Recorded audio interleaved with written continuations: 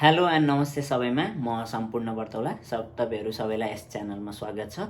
आज म एकदमै इम्पोर्टेन्ट विषय लिएर आएको छु। यदि तपाईहरु क्यानाडा अप्लाई गर्न चाहनुहुन्छ भने तपाईहरुलाई के डकुमेन्ट चाहिन्छ सुरुदेखि अन्तिमसम्म स्टेप बाइ स्टेपमा के डकुमेन्ट चाहिन्छ र त्यो डकुमेन्ट कसरी प्रिपेयर गर्ने भन्ने बारेमा कुराकानी गर्छौं।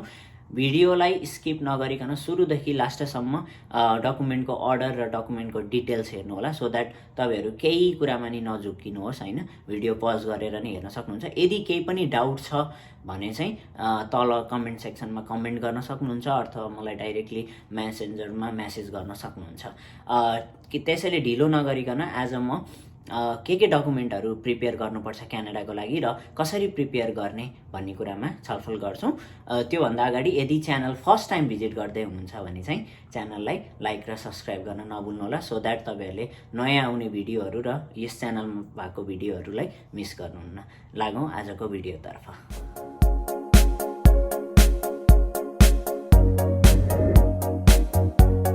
र आजको यो डकुमेन्टेसनलाई चाहिँ मैले 6 भागमा डिभाइड गरेको छु सो दैट इजी होस् डकुमेन्टहरु मिलाउन भनेर। फर्स्टमा रहेको छ रिसिप्ट एन्ड अल एकाडेमिक्स भनेर राखेको छु। यसमा चाहिँ फर्स्ट नम्बरमा छ, यो नम्बरको फर्स्ट पोइन्टमा छ लेटर अफ एक्सेप्टेन्स अथवा यसलाई हामी अफर लेटर पनि भन्छौं। अब अफर लेटर को लागि सुरुमा तपाईले युनिभर्सिटी अथवा कलेज आफू कुनमा जाने हो सेलेक्ट गर्न सक्नुहुन्छ। जनरली अफर लेटर आउनलाई कलेजमा 2 to 3 weeks 4 weeks सम्म लाग्छ भने युनिभर्सिटीको लागि चाहिँ 2 to several months जस्तो 4 months 3-4 months सम्म लाग्न सक्छ। अब अफर लेटर अथवा लेटर अफ एक्सेप्टेन्स आइसकेपछि चाहिँ हजुरहरुले फी तिर्न पर्ने हुन्छ। फी तिरिसक्नु भएपछि चाहिँ बैंकले हजुरलाई एउटा फी तिरेको टीटी कपी दिन्छ अथवा स्विफ्ट कपी भन्छ, पैसा पठाएको तपाईको नाममा त्यो कलेज अथवा युनिभर्सिटीमा। र नेक्स्ट रहेको छ थर्ड नम्बरमा, त्यहाँ छ थर्ड पोइन्ट रिसिप्ट अथवा इनभोइस फ्रम कलेज अर युनिभर्सिटीज। अब यो भनेको चाहिँ दुईटा कुराले भयो। एउटा बैंकबाट गएको पैसा गएको प्रुफ भयो, एउटा युनिभर्सिटी अथवा कलेजले रिसिप्ट गरेको प्रुफ भयो। त्यसलाई चाहिँ रिसिप्ट अथवा invoice from college or university भन्छौं। अब आयो फोर्थमा एकाडेमिक्स। एकाडेमिक्समा चाहिँ तपाईले starting from recent degree to SLC जस्तो ट्रान्सक्रिप्ट भयो, त्यसपछि प्रोभिजनल भयो, क्यारेक्टर भयो, यो सबै कुरा नछुटाउनु। यदि पीजीलाई जाँदै हुनुहुन्छ अथवा मास्टर्सलाई जाँदै हुनुहुन्छ भने मेरो रिकमेन्डेसन एउटा हरेक सेमेस्टरको अथवा इयर वाइज पनि हाल्दिन सक्नुहुन्छ। ब्याचलरको चाहिँ है, किन भन्दा कति ठाउँमा प्रोग्राम मिलेन भनिरहेको हुन्छन् हैन, त्यसमा हरेक आफूले लिएको सब्जेक्टहरुको डिस्क्रिप्सन हुन्छ सो दैट अरुको एसएलसी प्लस 2 हरुको प्रोभिजनल ट्रान्सक्रिप्ट क्यारेक्टर हाल्दिनु भए हुन्छ र रिसेन्टको चाहिँ सकेसम्म इन्डिभिजुअल मार्कसिट पनि हाल्दिनु भयो बेटर। अप्सनल हो तर बेटर हो। यिनीहरु चाहिँ फर्स्ट पोइन्टमा पर्छन् रिसिट एन्ड अल एकाडेमिक्स। यो इजी छ प्रिपेयर गर्न है। अब बैंकको रिसिट कसरी पठाउने के गर्ने फिनान्शियलमा म अहिले आउँछु, तर यो डकुमेन्ट चाहिँ रिसिट एन्ड अल एकाडेमिक्समा राखेको छु। यो पहिलो नम्बर भयो। अब लागौं दोस्रो नम्बरतर्फ। अब सेकेन्ड नम्बरमा छ पासपोर्ट एन्ड भेरिफाइड डकुमेन्ट भनेर। अब फर्स्ट त पासपोर्ट चाहियो हामीसँग हैन, फर्स्ट र लास्ट पेजको स्क्यान कपी चाहियो हैन। अब आयो ओडाको भेरिफाइड डकुमेन्ट्स के चाहिन्छ भन्दाखेरि रिलेसनशिप भेरिफिकेसन, आफू प्राइमेरी एप्लिकेन्ट र अरु कसले स्पोन्सरशिप गर्दै हुनुहुन्छ उहाँहरुसँगको रिलेसनशिप भेरिफिकेसन चाहियो अथवा कसको सम्पत्ति कसको इन्कम देखाउँदै हुनुहुन्छ उहाँहरुसँग चाहिँ एप्लिकेन्ट्सको रिलेसन के हो, एप्लिकेन्ट्सको रिलेसन उहाँहरुसँग के हो चाहिँ त्यो देखाउनु पर्छ। फर्स्टमा रिलेसनशिप भेरिफिकेसन। अर्को आयो ट्याक्स क्लियरेन्स सर्टिफिकेट। यो भनेको चाहिँ तपाईले अहिलेसम्म गर्नुभएको इन्कमको र आफ्नो बिजनेस अथवा प्रोपर्टीको ट्याक्स तिर्नु भएको छ कि भएको छैन सरकारलाई भनेर, यो एकदमै इम्पोर्टेन्ट डकुमेन्ट हो। अन्य डकुमेन्टहरु मध्येमा ट्याक्स क्लियरेन्स सर्टिफिकेट पनि निकाल्दिन्छ ओडाबाट है।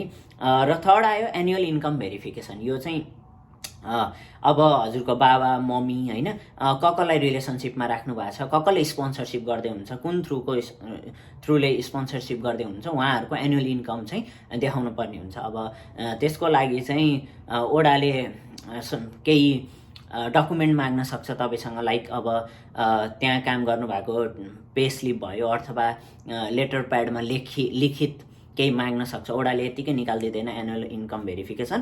त्यसको लागि चाहिँ ओडालाई चाहिँ केही डकुमेन्टहरू बुझाउनुपर्छ, त्यहाँ काम गरेको कुनै संस्थामा अथवा कुनै कम्पनीमा काम गरेको बुझाउनु भएपछि चाहिँ तिनीहरूले यो मान्छेले वर्षौनी यति कमाउँछ भनेर चाहिँ एनुअल इन्कम भेरिफिकेसन गरिदिन्छ। अर्को रह्यो पर्मानेन्ट एड्रेस भेरिफिकेसन। यो पनि कोही बसाइसराई हुनुहुन्छ, एक ठाउँ पढ्नु भएको थियो, अहिले आएर एक ठाउँबाट अप्लाई गर्दै हुनुहुन्छ, एक ठाउँ बस्दै हुनुहुन्छ भने अहिले पर्मानेन्ट एड्रेस कहाँ हो भन्ने कुरा चाहिँ भेरिफाई गरेर बनाउनु भयो भने चाहिँ यो पनि ओडाले बनाइदिन्छ। अर्को आयो प्रोपर्टी भ्यालुएसन। प्रोपर्टी भ्यालुएसन चाहिँ ओडाबाट बनाउँदा पनि हुन्छ, इन्जिनियरिङबाट बनाउँदा नि हुन्छ, जसले भ्यालुएसन गर्दै पनि हुन्छ। यो पनि सजिलो छ। हजुरहरूको जे सम्पत्ति देखाउँदै हुनुहुन्छ त्यसको लाल पूर्जाको फोटोकपी मात्र भयो भने प्रोपर्टी भ्यालुएसन निकाल्न सकिन्छ। र यति रह्यो पासवर्ड एन्ड भेरिफाइड डकुमेन्ट्स है। पासवर्ड भयो, फर्स्ट एन्ड लास्ट पेजको कपी भयो होइन, अनि त्यसपछि all pages if travel history छ भने चाहिँ अल पेजेस पऱ्यो है। अनि ओडाको भेरिफाइड डकुमेन्टहरू मैले भने रिलेसनसिप, ट्याक्स क्लियरेन्स भयो, annual income verification, permanent address verification र प्रोपर्टी भेरिफिकेसन भयो। यति डकुमेन्टहरू चाहिँ तयार गर्नुपर्ने हुन्छ। अब नम्बर 3 लाई चाहिँ एकदमै इम्पोर्टेन्ट मानिन्छ, किन भन्दा यो फिनान्सियल तिर छ होइन, नेपालीको लागि पनि र उनीहरूले डकुमेन्ट एसेस गर्दा पनि यो चाहिँ एकदम इम्पोर्टेन्ट पोइन्ट हो है। Proof of means of financial support भन्छ। हेरौँ है त यसमा के डकुमेन्टहरू चाहिँ चाहिन्छ। अब यसमा रह्यो सुरुमा स्पोन्सरसिप लेटर। यो एकदम इजी छ। जसले स्पोन्सरसिप गर्दै हुनुहुन्छ उहाँहरूले स्पोन्सर गर्दैछु भनेर एउटा लेटर, लिखित लेटर र त्यसमा सिग्नेचर भएको हुनुपर्छ। र अर्को रह्यो सिए रिपोर्ट। सिए रिपोर्ट भनेको चाहिँ हजुरहरूको सोर्स अफ इन्कम, प्रपर्टी जति पनि कुरा छ होइन, त्यो सबै कुरालाई चाहिँ एक ठाउँमा बनाइदिन्छ सिएले होइन, समराइज गरिदिन्छ भनौँ न। मोभेबल इन्कम, इमोभेबल इन्कमहरू होइन, त्यो सबै इन्कमहरूलाई चाहिँ अथवा प्रपर्टीहरूलाई चाहिँ एक ठाउँमा बनाइन्छ र रिपोर्ट बनाइन्छ। सिए रिपोर्ट पनि एकदम म्यान्डेटरी हो र बनाउन धेरै समय पनि लाग्दैन। कोही सिएहरूबाट बनाउन सक्नुहुन्छ, थोरै चार्ज लाग्छ है, 3500 4000 जस्तो चार्ज लाग्छ। र अर्को आयो अब कन्सर्न फाइनेन्सियल डकुमेन्टहरू है।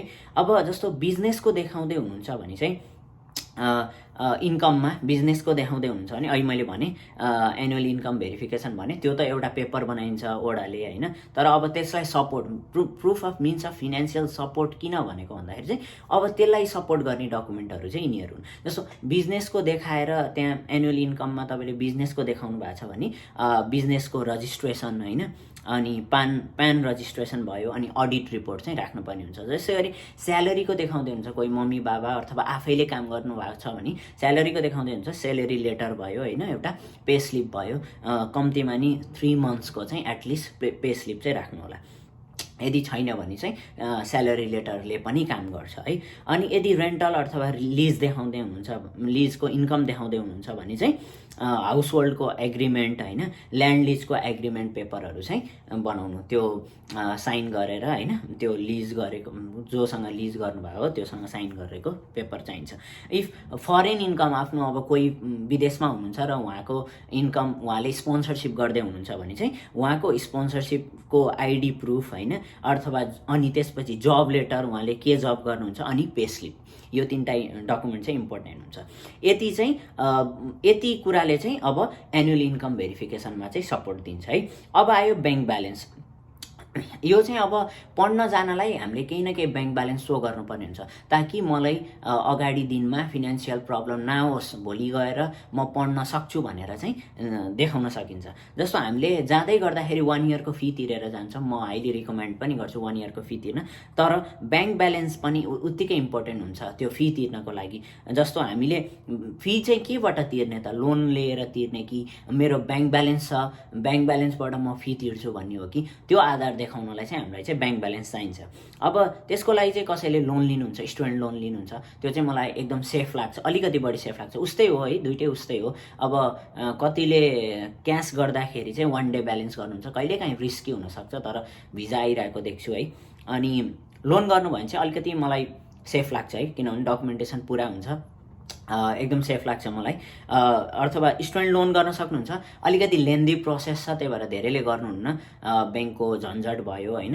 अलमोस्ट 1 मन्थ लगाइदिन्छ ब्याङ्कले लोन पास गर्नलाई है। लोन पास भयो भने चाहिँ लोन पास पेपर अनि डिस्बर्समेन्ट पेपर जस्तो 40 लाख पास भयो र हजुरलाई अहिले 20 लाख मात्र चाहिएको छ भने 20 लाख मात्र खातामा डिस्बर्स गर्न सक्नुहुन्छ है, त्यसलाई चाहिँ डिस्बर्समेन्ट पेपर भन्छ। अनि त्यति 20 लाख मात्र युज गर्न सक्नुहुन्छ। अनि त्यो 20 लाखले चाहिँ फी पे गरिदिनु भयो भने चाहिँ भयो। दुईवटा पेपर मात्र राख्नुभयो भने चाहिँ एउटा लोन पास पेपर, एउटा लोन डिस्बर्समेन्ट पेपर। अर्को आयो त्यहीसँग के अरे ब्याङ्क ब्यालेन्स सर्टिफिकेट है। यदि ब्याङ्क ब्यालेन्स सो गर्दै हुनुहुन्छ भने ब्याङ्क ब्यालेन्स सर्टिफिकेट चाहिँ चाहिन्छ। कतिले अब ब्याङ्कमा आय स्रोत कसरी आयो स्टेटमेन्ट देखाउनुहुन्छ होइन, त्यो एकदम बेटर हो। यदि राम्रो सोर्स अफ इन्कम छ होइन, क्रेडिट डेबिट मिल्या छ सबै कुरा भने चाहिँ त्यो देखाउन सक्नुहुन्छ। यदि छैन भने चाहिँ जस्ट ब्याङ्क सर्टिफिकेटले नि काम गर्छ। त्यसको लागि चाहिँ सर्टेन पैसा चाहिँ एक दिन एटलिस्ट 1 डे चाहिँ ब्याङ्कमा हुनुपर्छ। जस्तो आज हाल्नुभयो, एक दिनभरि ब्याङ्कमा बसेपछि भोलिपल्ट गएर चाहिँ सर्टिफिकेट निकाल्न पाइन्छ। त्यो सर्टिफिकेटले पनि काम गरेछ र भिजा पनि आएको छ। यदि केही पनि बाटो भएन भने चाहिँ यो सजिलो वे, यदि टाइम छैन भने यो पनि गर्न सक्नुहुन्छ। यो चाहिँ सपोर्ट अफ प्रोपर्टी भ्यालुए ब्याङ्क ब्यालेन्स है, ब्याङ्क ब्यालेन्सको लागि। अब प्रोपर्टी भ्यालुएसन चाहिँ इन्जिनियरिङबाट भइहाल्यो है, त्यसको लागि चाहिँ यही नै हो। अब प्रोपर्टी भ्यालुएसन भएपछि चाहिँ अब त्यसको सपोर्टिङ भनेको चाहिँ तपाईँले लाल पूर्जाको ट्रान्सलेसन राख्न सक्नुहुन्छ अथवा घर सम्पन्न पेपर राख्न सक्नुहुन्छ है, त्यसलाई पनि इङ्ग्लिस ट्रान्सलेसन गरेर। अनि अर्को कुरा भनिहाल्छु, यहाँमध्ये जति पनि पेपरहरू छ तपाईँको बर्थ सर्टिफिकेट अथवा जे पनि छ है, जे पेपर पनि अब नेपालीमा छ त्यसलाई चाहिँ ट्रान्सलेट गरेर चाहिँ अप्लाई गर्नुपर्ने हुन्छ। इङ्ग्लिस ट्रान्सलेसन चाहिँ चाहिन्छ। यसरी चाहिँ proof of means of financial support चाहिँ एकदमै इम्पोर्टेन्ट हुन्छ अप्लाई गर्ने बेलामा है। अलिकति टाइम दिनुहोस् यसको लागि होइन। सबै सपोर्टिङ डकुमेन्टहरू जुटाउनुहोस्। हामीले मेन डकुमेन्ट हेरिरहन्छौँ होइन, तर सपोर्टिङ डकुमेन्टले चाहिँ मेन रोल प्ले गर्छ। हरेक डकुमेन्टलाई चाहिँ सपोर्ट गर्ने एउटा डकुमेन्ट चाहिन्छ।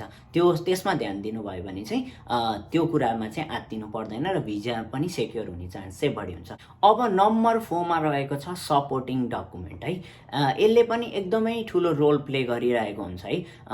अरू डकुमेन्टहरूलाई चाहिँ सपोर्ट गरिरहेको हुन्छ। यसलाई किन सपोर्टिङ डकुमेन्टमा राखेँ भन्दाखेरि यो कस्तो भने यसले चाहिँ एउटा ग्लो दिन्छ तपाईँको प्रोफाइलमा। तपाईँले जब आइआरसिसीमा प्रोफाइल क्रिएट गर्नुहुन्छ नि, यो म्यान्डेटरी डकुमेन्ट पनि हो र यसले चाहिँ तपाईँको प्रोफाइललाई चाहिँ अपडेट हाई पनि बनाउँछ, हाई प्रोफाइल बनाउँछ है। यो चाहिँ एकदम इम्पोर्टेन्ट कुराहरू छ। जस्तो फर्स्ट नम्बरमा आयो, त्यहाँ फर्स्ट पोइन्टमा छ सिभी अथवा रेज्युमी, अप टु डेट रेज्युमी, कहाँ काम गर्नुभएको थियो, के पढ्नु भएको थियो होइन, एक्स्ट्रा करिकुलर एक्टिभिटिज के थियो हजुरको, अनि त्यसपछि कहाँ काम गर्नुभएको थियो, अनि मिल्छ भने विथ रिकमेन्डेसन है, रिकमेन्डेसन लेटर त्योमा आउँछु अहिले। तर सिबीमा राख्नु भए पनि हुन्छ, नराख्नु भए पनि हुन्छ। र सिबीमा बनाउँदाखेरि चाहिँ अहिलेको रिसेन्ट डेटबाट चाहिँ तल जानुपर्छ है। जस्तो ब्याचलर गरिसक्नु भएको छ भने पहिला ब्याचलरको राख्नुहोस्, +2 राख्नुहोस्, अनि एसएलसी राख्नुहोस्। अझ एसएलसीको चाहिँदैन रेज्युमीमा होइन, त्यति टाढासम्म पुग्नु पर्दैन। आफ्नो स्किल्सहरू राख्नुहोस् होइन, आफ्नो पर्सनल स्टेटमेन्ट राख्नुहोस्, त्यसरी चाहिँ सिभी तयार गर्न सक्नुहुन्छ। र सेकेन्ड पोइन्टमा छ त्यहाँ स्टेटमेन्ट अफ पर्पस। यसले चाहिँ भिजा डिटरमाइन गर्ने चाहिँ हाई चान्स हुन्छ। किन भन्दा सबै पढिसकेपछि चाहिँ अब इन्टेन्ट अफ रिटर्न होइन, आफ्नो होम कन्ट्री रिटर्न हुने इन्टेन्ट र के का लागि पर्पज, के का लागि जाँदैछ भन्ने कुरा चाहिँ यो डकुमेन्टले बोल्छ है। तपाईँको सबै डकुमेन्ट लेजिट छ, ठिक छ होइन। अब के गर्छ भन्दा उनीहरूले चाहिँ एसओपी पढ्छ, कतिको लेजिट छ यो स्टुडेन्ट होइन, उसको फ्युचर गोल्स के छ, फ्युचर गोल्स मिट हुन्छ कि हुँदैन क्यानाडा पढेपछि होइन। अब त्यसमा चाहिँ हामीले सिम्पल भाषामा लेख्नुपर्छ। जस्तो आफ्नो बारेमा आफूले के पढेको हो र आफूले किन क्यानाडा अथवा किन त्यही कलेज, किन त्यही प्रोग्राम चुज गरेको हो र त्यो प्रोग्राम कसरी रिलेटेड छ प्रिभियस प्रोग्रामसँग भन्ने कुरा, र आफूलाई कसले स्पोन्सरसिप गर्दैछ, र आफूले त्यो पढिसकेपछि फ्युचरमा गएर आफ्नो गोल्स के हुन्छ, कसरी मिट हुन्छ, यो पढ्न आएर आफ्नो गोल्स कसरी मिट हुन्छ र त्यो गोल्स फुलफिल कसरी गर्छौँ हामी ब्याक टु होम कन्ट्री आएर भन्ने कुरालाई चाहिँ डिस्क्राइब गर्नुपर्ने हुन्छ। यसको म छुट्टै भिडियो पनि बनाउँछु एक दिन। र थर्डमा छ नो अब्जेक्सन लेटर। यो चाहिँ हामीलाई दुईवटा ठाउँमा चाहिन्छ। एउटा नेपालको इमिग्रेसनमा उड्ने बेलामा चाहिन्छ र अर्को भेरिफाई गर्छन् उनीहरूले र अर्को भनेको फी तिर्ने बेलामा ब्याङ्कले माग्छ। त्यही भएर यो डकुमेन्ट पनि एकदम इम्पोर्टेन्ट छ। एमओईले बनाउँछ है यो डकुमेन्ट, तपाईँको फी तिर्ने बेलामा चाहिन्छ। र फोर्थमा छ त्यहाँ पुलिस रिपोर्ट। पुलिस रिपोर्ट पनि एक दिनमै निक्लिन्छ, सजिलो छ यो पनि। उनीहरूले आइआरसिसीले ब्याकग्राउन्ड चेकको बेलामा चाहिँ पुलिस रिपोर्ट हेर्छन्, पास हिस्ट्री हेर्छन् है। त्यही भएर पुलिस रिपोर्ट पनि एकदम इम्पोर्टेन्ट डकुमेन्ट हो ब्याकग्राउन्ड चेकको लागि, यो पनि हाल्न नछुटाउनु होला। र अर्को नम्बरमा छ letter of recommendation. Letter of recommendation तपाईँ कहीँ काम गर्दै हुनुहुन्छ अथवा स्टुडेन्ट हुनुहुन्थ्यो भने आफ्नो टिचर अथवा आफ्नो एकाडेमिक होइन कोअर्डिनेटर जोबाट हुन्छ, दुईवटा चाहिँ लेटर अफ रिकमेन्डेसन पनि सेन्ड गर्न सक्नुहुन्छ। अथवा आफूले काम गर्दै हुनुहुन्छ भने वर्क एक्सपिरियन्स लेटर पनि सेन्ड गर्न सक्नुहुन्छ, त्यो पनि अझै राम्रो छ। अनि अझै बेटरमेन्टको लागि चाहिँ आफ्नो इन्टर्नसिप अथवा केही ट्रेनिङ सर्टिफिकेट छ भने पनि मजाले त्यो पनि इन्क्लुड गर्न सक्नुहुन्छ। अथवा सर्टिफिकेट अफ एप्रिसिएसन केही छ भने त्यसलाई पनि आफ्नो प्रोफाइलमा एड गर्न सक्नुहुन्छ, डकुमेन्टमा एड गर्न सक्नुहुन्छ। यिनीहरू चाहिँ सपोर्टिङ डकुमेन्ट हो होइन, म्यान्डेटरी पनि हो र यसले प्रोफाइल अपडेट पनि गर्छ, आफूलाई राम्रो पनि देखाउँछ, स्टुडेन्टलाई जेन्युन पनि देखाउँछ। यो कुराहरूलाई चाहिँ आफ्नो डकुमेन्टमा इन्क्लुड गर्न नभुल्नु होला। अब फिफ्थमा अभियस है, एउटा डिजिटल फोटो चाहिन्छ। 420 बाई 540 पिक्सलको साइजको फोटो चाहिन्छ है। त्यो फोटो चाहिँ अनिवार्य अपलोड गर्नुपर्छ एउटा। त्यो फोटोलाई चाहिँ मैले डिजिटल फोटोलाई चाहिँ नम्बर 5मा राखेको छु। अब फाइनल 6 नम्बरमा रहेको छ भिजा फर्म। हामीलाई चाहिँ 3टा भिजा फर्मको जरुरत हुन्छ। जस्तो यहाँ लेखिएको छ नि आइएमएमई इमिग्रेसन फर्महरू 3टा छन्। यो 3टा फर्म चाहिँ अनिवार्य भर्नुपर्ने हुन्छ। यसमा चाहिँ आफ्नो डिटेल, फेरि डेट अफ बर्थदेखि लिएर आफ्नो रिलेसनसिपदेखि लिएर कलेजको टोटल एक्सपेन्सदेखि लिएर सबै कुराहरू चाहिँ भर्नुपर्ने हुन्छ है। अनि यो फर्म अपलोड गर्नु अगाडि चाहिँ हामीले यसलाई भ्यालिडेट गर्नुपर्ने हुन्छ। त्यहाँ माथि भ्यालिडेसन हुन्छ, त्यो फर्मलाई भ्यालिडेट गरेर बल्ल अपलोड गर्नुपर्ने हुन्छ। यो 3टा फर्म अपलोड गर्नुभएपछि बल्ल चाहिँ तपाईँको डकुमेन्टेसन चाहिँ फुल हुन्छ। यति डकुमेन्ट 6 फर्ममा मैले डिभाइड गरेको छु। इजी छ, हरेकको डिटेल्स चाहियो भने कमेन्ट सेक्सनमा कमेन्ट गर्न सक्नुहुन्छ होइन। मजाले यो स्टेप 1 बाई 1 बनाउँदै एकाडेमिक्सदेखि लिएर मैले जसरी आएँ त्यसरी 1 बाई 1 हजुरले बनाउँदै जानुभयो भने एकदमै सजिलो छ। म सेपरेट कुनै डकुमेन्टेसन अलि हेभी छ भने त्यसको सेपरेट भिडियो लिएर फेरि पनि आउनेछु। यो भिडियोलाई नछुट्टाइ हेर्नु होला। आफ्नो कोही साथीहरू अप्लाई गर्दै हुनुहुन्छ भने सेयर गरिदिनु होला।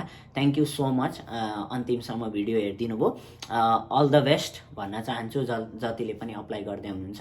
यदि यो च्यानललाई सब्सक्राइब गर्नुभएको छैन भने सब्सक्राइब गर्न सक्नुहुन्छ। हामी क्यानाडा आउनु भएपछि फेरि नै जोडिनेछौँ। Thank you so much, bye by.